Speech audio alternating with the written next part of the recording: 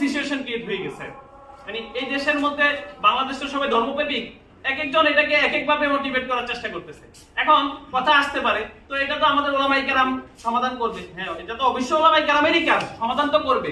এখন কথা হচ্ছে আপনার চোখে সমস্যা, চোখ অসুস্থ হয়ে গেছে, বা আপনার ব্রেনের সমস্যা হয়ে গেছে, বা দাঁতের সমস্যা হয়েছে।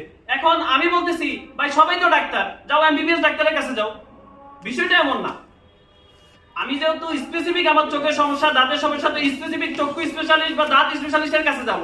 আমি যদি দাঁতের সমস্যা চোখের কাছে যাই, সে বলবে চোখে তো আমি ডব দিয়ে দিই, দাঁতও ডব দাও। আমি যদি দাঁতের চোখের সমস্যা, দাঁতের সমস্যা, আমি চক্ষু বিশেষজ্ঞের কাছে যাই, বা চোখের সমস্যা দাঁত বিশেষজ্ঞের কাছে যাই, সে বলে চোখ তুলে ফেলো, যে বলে দাঁত তুলে ফেলা হয়। ঠিক তদ্রুপ ওলামায়ে কেরামের মধ্যেও তো বিভিন্ন মতাদর্শ আছে। বলে যে এরকম হেফাজতপন্থী ওলামায়ে কেরাম, চরমনে বিশেষজ্ঞ ওলামায়ে কেরাম, হেফাজত বিশেষজ্ঞ ওলামায়ে কেরাম, জামাত ইসলাম বিশেষজ্ঞ ওলামায়ে কেরাম, আওয়ামী লীগ বিশেষজ্ঞ, বিএনপি বিশেষজ্ঞ ওলামায়ে কেরাম, চরমনাই বিশেষজ্ঞ ওলামায়ে কেরাম, ফুরপুরা বিশেষজ্ঞ ওলামায়ে কেরাম, চারসিনা বিশেষজ্ঞ ওলামায়ে কেরাম। ওলামাদের মধ্যেও তো ভাগ আছে, তবলিগ বিশেষজ্ঞ ওলামায়ে কেরামও তো আছে। আমি বলতেছিলাম মাওলানা সাদ সাহেবের বিশেষজ্ঞ ওলামায়ে কেরাম ওনারা, আমি বলতেছিলাম মাওলানা জুবাইর সাহেবের বিশেষজ্ঞ ওলামায়ে কেরাম ওনারা। ওনাদের উভয়ের মধ্যে তো বিশেষজ্ঞ ওলামায়ে কেরাম আছে। তো তবলিগ বিশেষজ্ঞ ওলামায়ে কেরামদেরকে নিয়ে বসেন আপনারা।